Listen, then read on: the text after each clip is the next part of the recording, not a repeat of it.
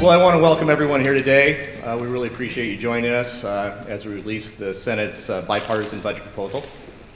I'm State Senator Andy Hill from Redmond, and I serve as the chairman of the Senate's Budget Writing Committee. I'm joined with my colleagues, Sharon Nelson, Jim Hargrove, and Linda Parlett, fellow senators that also work on the Budget Committee, and have worked very hard on crafting this budget. When we first started a few months ago, we had a clear list of priorities. And we think they're the ones that really represented what the values that the people of Washington State want. And what we really focused on four things. First, we focused on a bipartisan budget. We really want to break the mold of partisanship that we see in other governments. Right? We are not the other Washington. We wanted to protect our fragile economy by not raising taxes. And we wanted it to be an education budget. So what you'll see is close to 90% of the new revenues coming into the state in the next 2 years will go to education. And when we talk about education, we talk about the 0 to 23 or the 3 to 23 you see. We talk about early education, K-12, and higher education. And finally, we wanted a budget that's going to protect our services for our most vulnerable friends and neighbors in the state. So we looked at those, and most importantly, what we've come up with is a budget that does all of that. So our Washington's economy is recovering. It's moving up slowly. We see some good economic indicators, but we also have some indicators that give us pause to get too optimistic. The problems in Europe, problems in Asia. We have problems in the other Washington, quite frankly.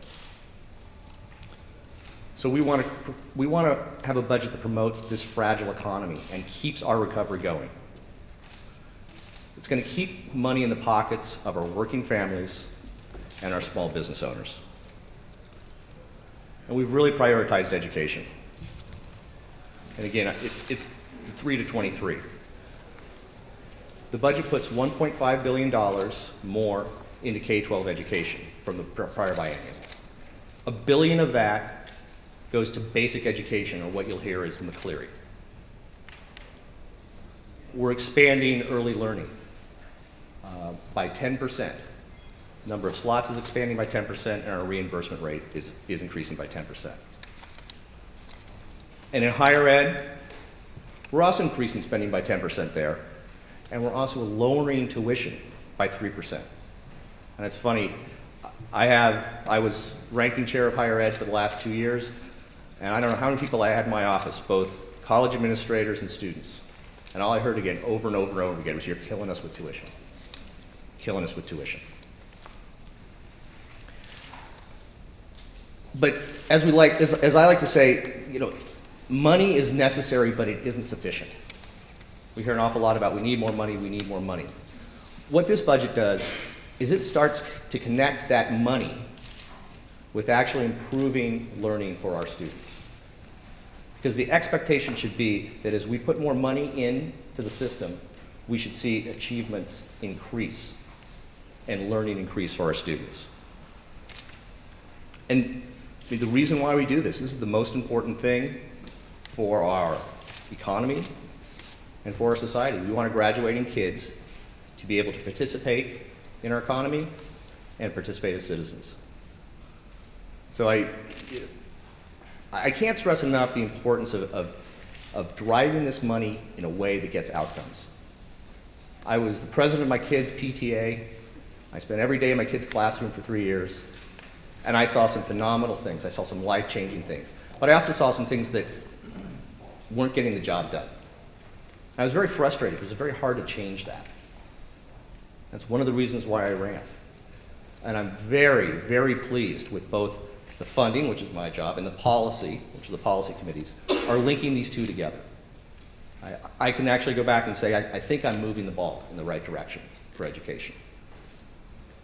This budget also protects services for our most vulnerable neighbors. We prioritize those services, and we drive efficiencies as we serve our children, our families that are struggling, and for our most vulnerable disabilities, both disability disabled and mental health challenges in our state. So I think, as you can see with people standing up here, we've done it in a bipartisan way. We've gotten to know each other very well, very well. And I really want to thank Senators Hargrove and Nelson for working with us and literally being involved every step of the way. I mean, it's been a true collaboration. I think neither Senator Hargrove or I have written a budget before. And I think lots of times when you go in a situation where you've never done it before, you can do things that people say can't be done. And I really think that's what's happened here. So just to finalize, when we started writing the budget at the beginning of the year, I was in caucus and they were asking me, what are we going to do? So I'm a numbers guy, so I wrote a couple numbers down. The numbers I had, they've been kind of driving what we do, are 0, 4, 21, and 105. And 0 is the budget deficit that we'll be facing in Olympia next January. That means we will write a balanced budget. For the last 4 or 5 years, every time the legislature's shown up here in January, they've been facing a multi-billion-dollar deficit. My goal is not to have that happen next January, and this budget doesn't do this. 4 is the number of years that budget will be balanced. Last year, we enacted a reform, the first one in the United States, that requires a 4-year balanced budget. This budget balances over 4 years. 21, we wanted to focus on building an education system for the 21st century. And it's clear we're taking huge steps over the entire spectrum of education to get there. And finally, 105. It's the number of days in the legislative session. And I firmly believe that we can get this done in 105 days. We look forward to getting this through the Senate, and we look forward to working with Governor Inslee and with Speaker Chop on coming up with a final budget that really serves the needs of Washington. So with that, I will introduce Senator Jim Hargrove, my counterpart from the Democratic Caucus. It's all yours. So first of all, I hate talking to the press, so sorry. You know, it's just a. Pretend it's your mom. Yeah. Well, there was one number that Senator Hill didn't mention, and that is 2, and that is the number of votes we have for this budget. Me and Senator Hill. We've been talking about how we're probably building a 2-vote budget here because, you know, with reality, the closer we get together, the further away we get from our caucuses. I mean, we've had that issue, you know. So Senator Nelson and I are here because we want to advance the budget process. I think that it's clear it has been a bipartisan process. We have been working together in probably the most open and inclusive way that I think has ever built a budget. I mean, there's no doubt about that. You have to remember, however, that they're in charge, okay? When the majority flip, they're in charge. So I say, I would like to get this, and he nods, yes, okay, we'll put that in. It's not like it's a tie here somehow, okay? So we need to remember that. So a couple of years ago, you know, when Senator Murray and Senator Zarelli worked on a bipartisan process, that was really the first time in ever that had happened. And that was a big deal. It was a historic budget that came to the Senate floor. So earlier this year, after the majority flipped, Senator Hill and I met to see if maybe we could do something similar. And, you know, we agreed that it would probably be better to try to negotiate some of this out instead of have purely a 25-24 vote or fight on the floor. So now we're going to see whether we succeeded in that strategy. So I guess, you know, we've had a bipartisan process.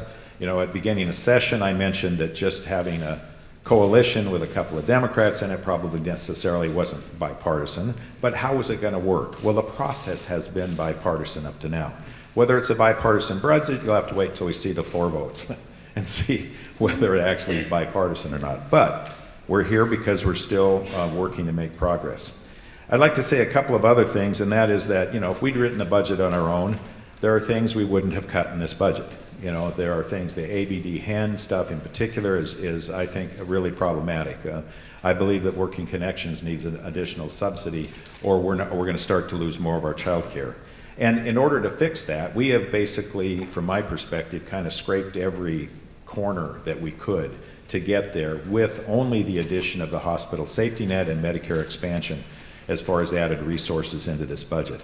So to get the rest of the way, I think it's clear there's going to need to be some additional revenue come onto the table. Or we won't be here and out in 105. I'm sorry. I mean, July, I don't know when we might get out of here. But I'm certainly working in good faith to try to get there, is the point. We have continued negotiations to go. We had some bottom lines, too, going into this. One, where we needed to have at least $1 billion in McCleary. There's $1 billion in McCleary in this budget. We're also, I love this, we're up over our eyeballs in Obamacare in this budget. Medicaid expansion, we played the exchange on some of our public employees that are part-time, thinking they might get better health care in the exchange, and it saves us money in the budget. I think we've kept the faith with our middle-class workers by ratifying their union contracts in this. It was very important to us. And assistance for needy families in the TANF program, there was no additional cuts there. That was very important to us, too. So there was a number of bottom lines we had. We felt we met the bottom lines. We still think there's some issues to go forward on. I don't remember, frankly, agreeing on the 3% tuition cut, but anyway, we might have to discuss that one later. So I think there's a little bit of editorial comment maybe on both sides here, but I think it's important to know that we're here moving forward still, and we recognize we have a constitutional responsibility to do a budget, and we have to get a budget out so that there's something that can be worked on, and that's why we're here working on this today. So I assume Senator Parlett, and then we'll let Senator Nelson go. Senator Parlett next. Thank you. Well, it's great to be here, and as the caucus chair for the Majority Coalition, it's been an exciting year, and I have to tell you that we are united. We have never had more caucuses. We've had open discussions, and it's a real pleasure. And the depth, there are only 4 senators here, but the depth of the bench that has worked on this budget, according to Senator Hill and Hargrove, are at least 16 senators total that have been brought into the process. Our goal here in the Washington State Senate is to be different than Washington, D.C. We want to work together. I think the taxpayers expect that of us, and we are proud to be here in a bipartisan fashion. We will hear this budget. There will be people that will find things wrong with it. A budget is never perfect, but the ultimate goal in this economy, which is still not back to normal, is not to raise taxes. We learned from the revenue forecast that personal income is still not up. We have to remember that, and we've been conscientious about that. So I would just like to thank everybody who's worked on this. We look forward to have a more open discussion. And I remember very clearly the last time I was in the majority was in 2003. We worked very closely with Governor Locke, who at that time was our governor. And I look forward to working with the House and the governor and getting home on time. If that's our goal, we can do it. Thank you. Thank you, Senator Parlett. So part of the budget that reflects our democratic values, and we appreciate all the work, is having immigrant and refugee services protected. For me as a senator and a woman, having family planning protected, and state food assistance restored to some degree after deeper cuts last biennium. A number of our members will vote because of these elements and those that have been discussed already in the budget. At the same time, I think we can all assume that many of our members will be asking for more revenue, as Senator Hargrove already mentioned, to add additional funds to McCleary, to higher education, and also to increase our funding for the most needy. This budget has cut those individuals fairly significantly. Senator Hargrove and I believe we will have the discussion on additional revenue, and I think that is critical to perfect this budget as it moves. But the main point right now is we want a budget to go to the Ways and Means hearing to get public input. It's critical. My background is being at the King County Council, and what we will hear this afternoon and from constituents will inform both the Republicans and the Democrats on additional findings in the budget that we may need to fix, add to, or maybe it is fine. This is the first budget this session to be heard, so today is an important day, and we look forward to continuing to work in a bipartisan manner with the Republicans and to see where we are at as we go to the Senate floor for a vote. Thank you.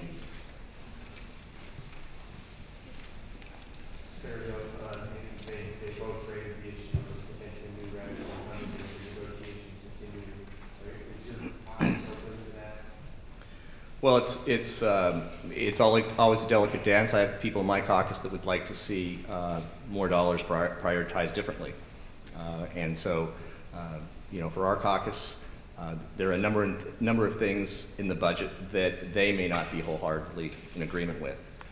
But again, in Washington, we have a much better history of compromising and getting there, and so I think there's flexibility throughout our caucus. I think, again, what's important is we're doing it in a bipartisan and open and transparent manner, and that, we do have some bright lines that we've drawn, and I think that they've gone a long ways, in education and in protecting our most vulnerable. So doing a quick read-through on your budget, and I'll zip through it in about 45 seconds.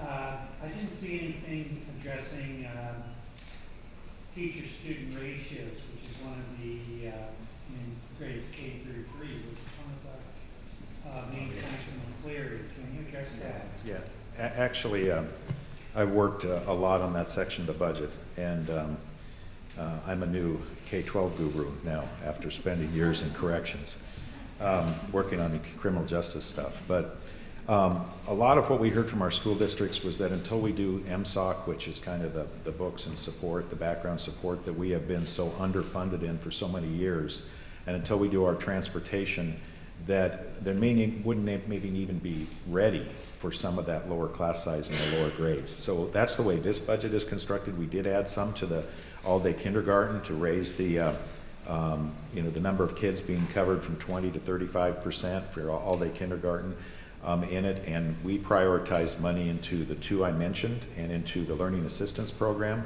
which is connected to this bill that passed the Senate unanimously, 5330, that goes exactly at the outcomes that he was talking about that we're trying to get out of programs going out into our school districts. So there will be debate with the House, I'm sure, about whether we put some back into the lower class sizes and early grades. I'm sure there will be different positions that we discuss. That's just the way we spent our $1 billion. Follow up, would that create the danger of a bow wave Cleary in future years, essentially? McCleary's already a tsunami. I don't know about bow waves. Okay. I mean, essentially, yeah. you got to hire a hell of a lot of teachers, and personnel costs are always the most expensive cost. So doesn't this move that problem? We still have the overall, you want to cut in here? We still have the overall investment we're going to have to make in McCleary. We're hoping that some of the outcomes that we start generating through some of the program changes we're driving out through this budget in conjunction with the bill that passed will start to make improvements in things that may let us reevaluate how some of those formulas, particularly in the higher grades, need to be looked at as far as class size reduction. So it might be able to change the bow wave a little bit. I think I'll let you cut it. Yeah, I'll cut in because one of the things, absolutely, you have all these other things that you need to do. One of the things that we do in this budget is we lay out a education funding plan for the long term, and we have a number of components in that. First of all, we have a new policy that will constrain non-education spending at inflation plus population growth, and allow additional revenues beyond that to be put into education. And if you do that over 3 biennia, you end up with about $1.5 billion extra. We also take the 732, initiative 732 dollars. What we do is we repurpose those dollars and we dedicate those to basic education. And so if you do that, and there's a bill that says the treasurer will calculate how much it should be, put it right in the educational trust fund. Those dollars will then be dedicated to basic education. That gets you another $1.4 billion to biennia out. Okay, but if you cut out 732, you won't have that money. It's already built in the budget assumptions. So when you talk about a tsunami or talk about a bow wave, it's already built in. So what we're basically doing is we're saying we're going to take that money and we're going to dedicate it to education. And if you take it, it's built into our maintenance level assumptions when we do that 4 or 6 year budget outlook. We say we're putting that into education instead of just cutting it. And then Teacher rate money is going to basic education. You've never been able to. That, fund the teacher raise money attached to it. and again, we're putting it towards basic education. It's about prioritizing what this court has told us to do. And then finally, we do a handful of other things that direct funds in there permanently, so we can actually look out over the horizon and talk about your bow wave. But again, as we go forward, there will also be a company policy with all of these things that make sure that as we spend that money, it's targeted and we're getting outcomes. We're driving outcomes instead of just throwing money at a problem. We're going to throw money. We're going to measure it. We're going to get it out. And we believe we can do this without additional taxes. I was hoping you could go into your reasoning for not going after any tax exemptions this time out, and also whether there's any possibility of something like pre-tax. Wondering specifically that the telecom deal, which appeared to have support on both sides and bipartisan support as well. Could you repeat the question? It's hard to understand what's being asked. Sure. The question was, will we be going after tax exemptions? What about the telecom parity bill? You know, it was pretty clear from our caucus, from our voters, from what we heard the governor say in his campaign, that taxes were not something we should consider. It has been very clear over the past few years, and I think that when Senator Hargrove and I sat down at the beginning of the session, we kind of said, geez, you know, whether you want it or not, I don't know if we got the votes in the Senate to do tax increases. And so we proceeded on the assumption that we couldn't, and we moved forward. But one of the tax questions deals with the estate tax. Can you explain the reason you would not want to plug a hole in the estate tax, because potentially you can provide $160 million to schools solely because there was a court ruling that blew a hole?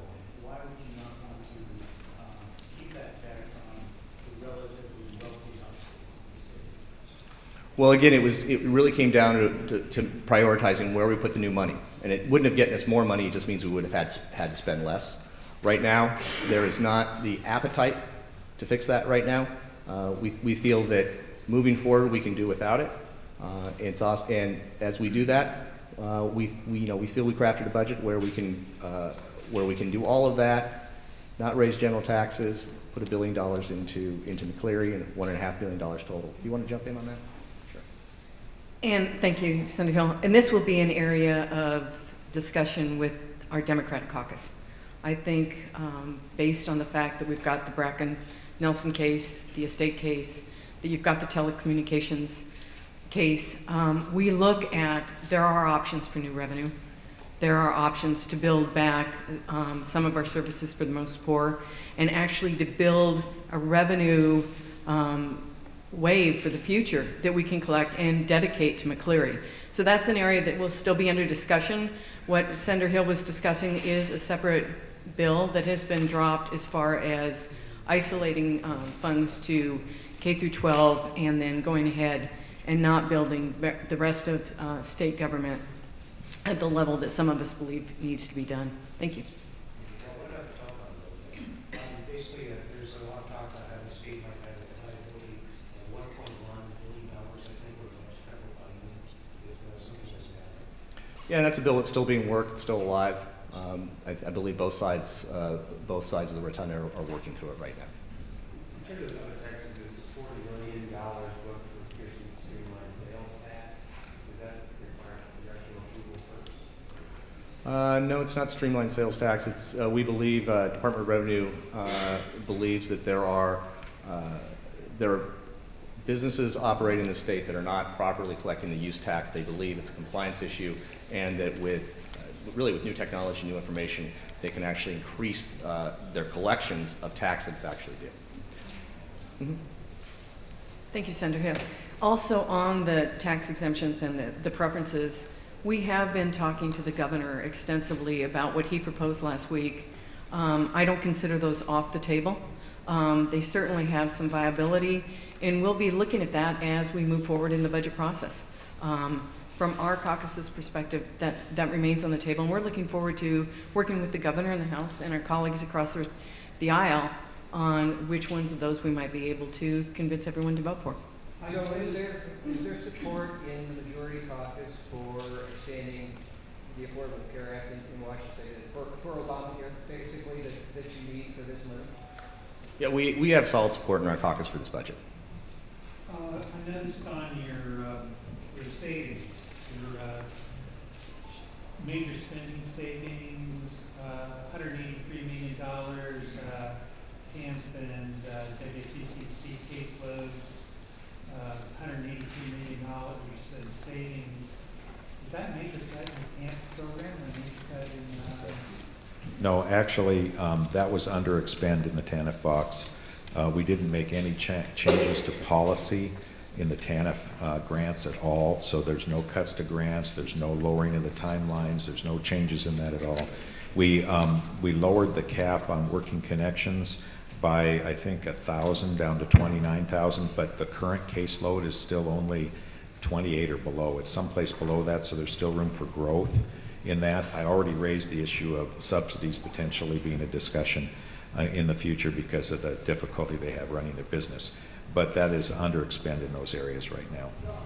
Senator Hill, can you describe your proposal to restrict non-educational spending and how high of a priority is that for your caucus? As I mentioned before, if you look at new revenue coming in over the next 6 years, it will outpace inflation plus population growth.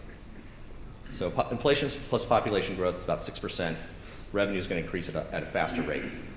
So what we say is, all right, all that revenue that comes in at 6% can be spent on non-education, and also has to be spent. It has to be spent as you would normally in a budget. But the additional dollars that come in gets targeted at additional education spending.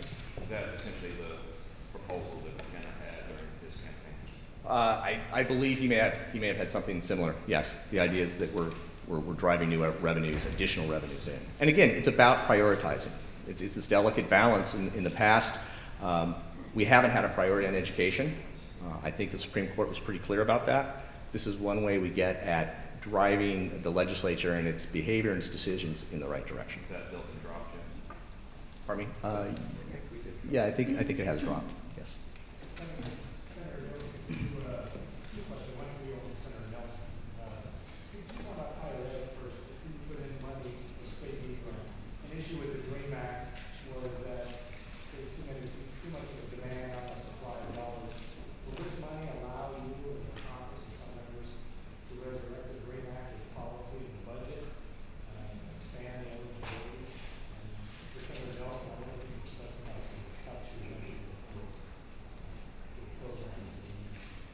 Sure. So higher ed, we drive about $1 million additional. We have a bill out that's been dropped. I'm sorry, $100 million into higher ed. Don't quote me on that one. We drop $100 million additional money into higher ed, and part of that is to give it additional state need grant money. Right now, roughly 30,000 to 32,000 people qualify for state need grant, do not get it today. The additional money would serve about 4,000 more. So we still have a huge unserved group. And I think. Are you willing to consider policy for doing that? Right now, this is the budget. We're looking at state need grant the way it is. And I think Senator Nelson wanted to talk about it. Go ahead. Let me just cut in on some of these issues here before you get the additional information. You asked a two-part question intentionally because nobody was calling on you. But I think what you're seeing here is a little bit of the tension that is left. We've been working together for 3 months, and Andy's got some tension on his side and I've got some tension on my side, okay? But we got to run a budget out here and we got to get it in play, and then we've got to get it into discussion, and then we've got to get it across the floor, and then we've got to give it to the House. And so you guys are focusing on some of the tension areas. And so he's hesitating a little bit because he knows we're going to have to go places still. And I'm hesitating a little bit because I know we're going to have to go places still. And the point is we're trying to still like each other when we leave this conference this morning, okay? So we still have a working relationship to do that. And that's basically, where we are. So 2 minutes, is that what you're saying? You have 2 questions too? 2 quick questions. Oh, yeah, let Senator Nelson answer his first. So I'm talking about what's used to be called GAU, or General Assistance for the Unemployable, now known as Aging, Blind, and Disabled Folks. And That is a program where we have had a cash grant of about $189, $187 a month to help these folks who literally are incredibly fragile. The grant is cut in this budget, and additionally we look at trying to move more folks to the federal Social Security income program. I believe we may have overreached on what we can accomplish. These are some of our most fragile citizens, and I think during this budget process we're going to have to revisit how far we've cut these programs, and it's another reason I'll be taking a look at what can we really do with possibly loopholes, closures, or additional revenue. He's very large, so you better let him ask his questions.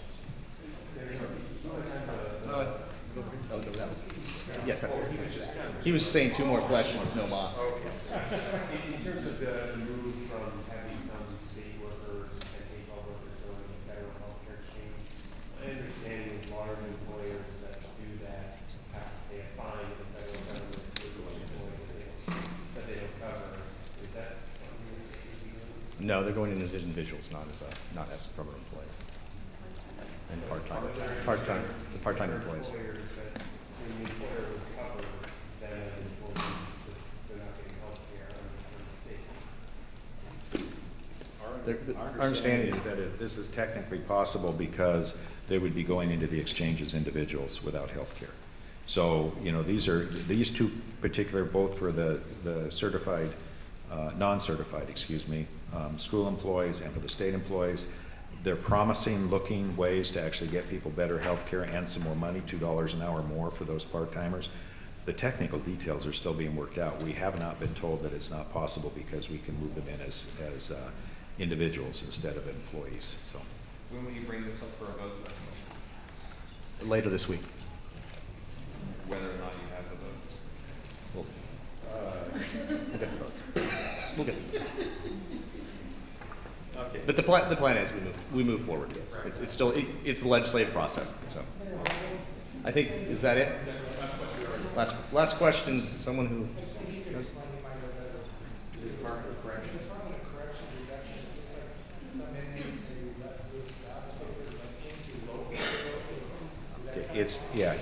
Here's what this was actually in a Senator Klein bill.